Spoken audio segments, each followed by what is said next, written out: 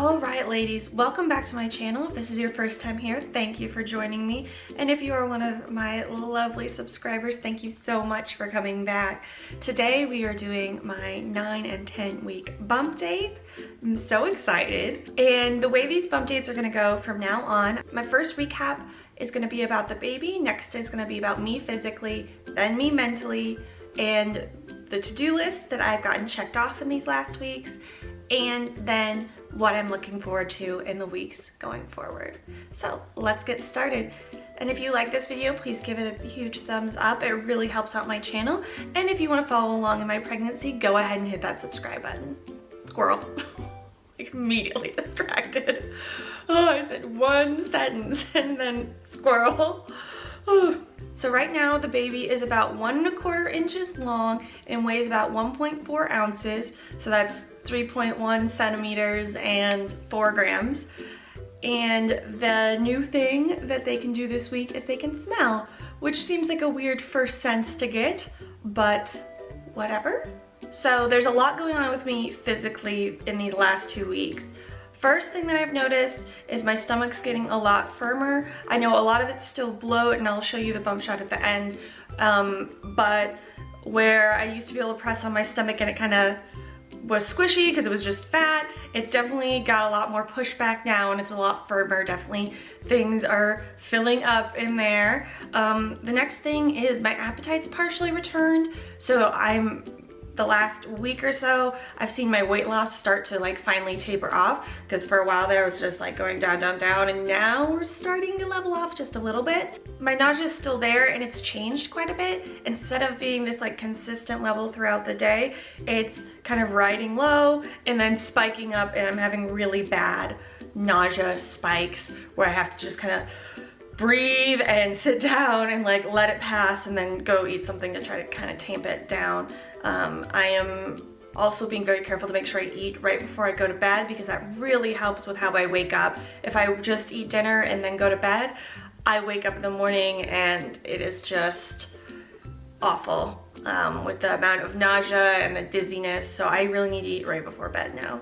That being said, I am sleeping much better. I'm still getting tired really early in the day, like around 5:30 or 6, but that's later than it was previously. And when I go to bed, I am able to sleep pretty heavily and maybe only get up once in the night to go to the bathroom, which is really great. With that energy spike, I am exercising again. For a while there, it was just whenever during the day I could go for a walk, but now I'm starting to get back in my schedule, which is really nice. I didn't want that to fall by the wayside too far, because I knew it would be hard to get back in the swing of things later on in pregnancy, so I'm really glad I'm kind of getting back into the swing of that.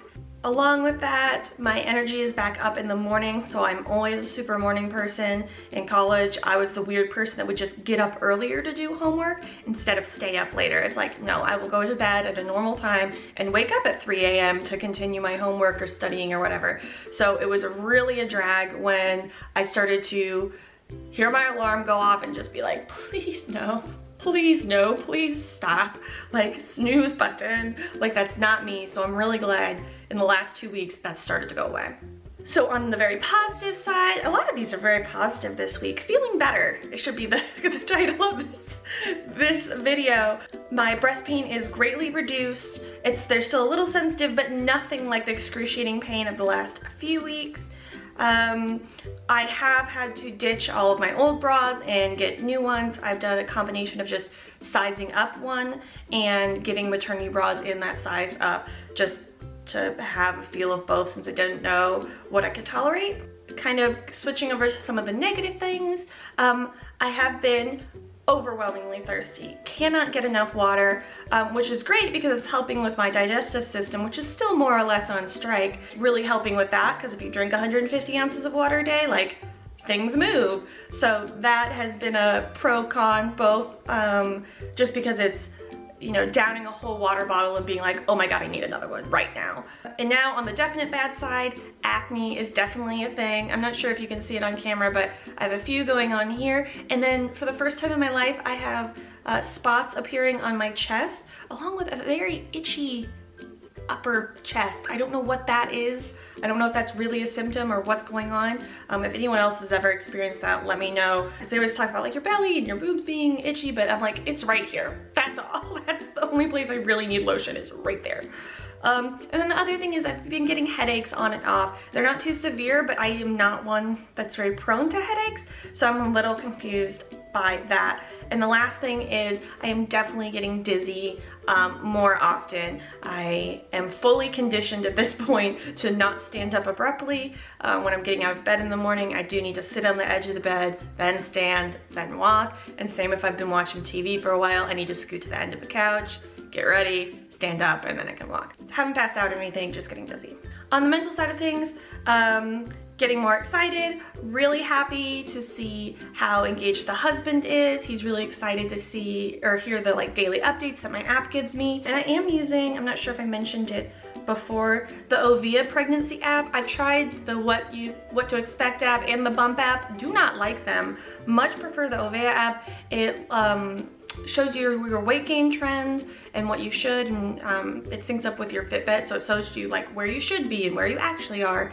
And it also has a cute little symptom lookup and a food lookup in there. I just really like it. And the daily updates are a mix of like baby updates and like tips and health things. I just have found it. I tried all of them and that's the only one that's left on my phone. Anyway, I'm excited that more and more of the baby is actually there and more of the organs are actually there, so it's almost a real human, all right? It's getting closer and closer to that. Things I've checked off my to-do list this week. I booked our baby moon. We are going to Sedona, Arizona at the end of October, and so I am really excited about that. We're staying at a nice resort, and then we are gonna go do probably a hike each day because there's some really pretty hikes around there. But I thought that was really nice. Go do your hikes, come back, get a massage, sit by your fireplace, right? Great plan. And hopefully I should have no nausea by then and still not be too big that those hikes and stuff are overwhelming. I'm gonna need 90,000 gallons of water to get through them, but I'll be prepared for that. The other thing that got knocked off my to-do list is actually another list. I started our home improvement, home repair list, things that have to be done before the baby gets here that I want them checked off my list. Things like loose outlets and just some nagging things that were honestly on our home inspection from over a year ago and we just never took care of.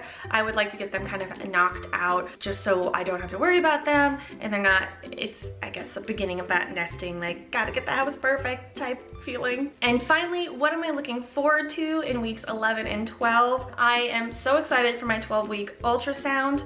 I'm filming this on, let's see, 10 weeks, 6 days. So I only have a week because next, this is a Monday. So next Monday is my 12-week scan where I'll be just shy of 12 weeks. And I'm so excited for that because that's kind of like the last check mark of getting out of the first trimester safely. And with that appointment, I'm gonna let myself start buying things. I know some women wait till way later to start buying things, but I wanna start trying to get things, you know, off Facebook marketplaces and Craigslist and stuff like that. And so I just want a long time to kind of peruse and have a choice of what I get. Obviously, I'm not gonna like be sad I have to go buy something new at all, and there's a few things I do wanna buy new. But for cribs and bouncers and stuff, like you can get a Mamaroo, which is normally like $400 for less than 100, like done. Like someone's kid used that for a few months, like there's no need to spend $400. Anyway, point is, I love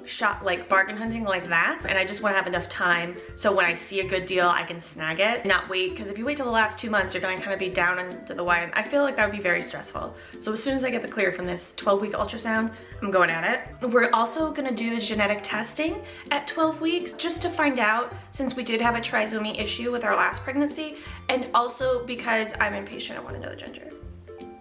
Anyway, that is my 9 and 10 week update. Thank you so much for watching and following along on my pregnancy. Like I said, if you want more updates, go ahead and hit that subscribe button down below and feel free to comment with any advice or well wishes. I love hearing from you ladies. It's truly the highlight of my day. Anyway, until next time, ladies, keep on fighting.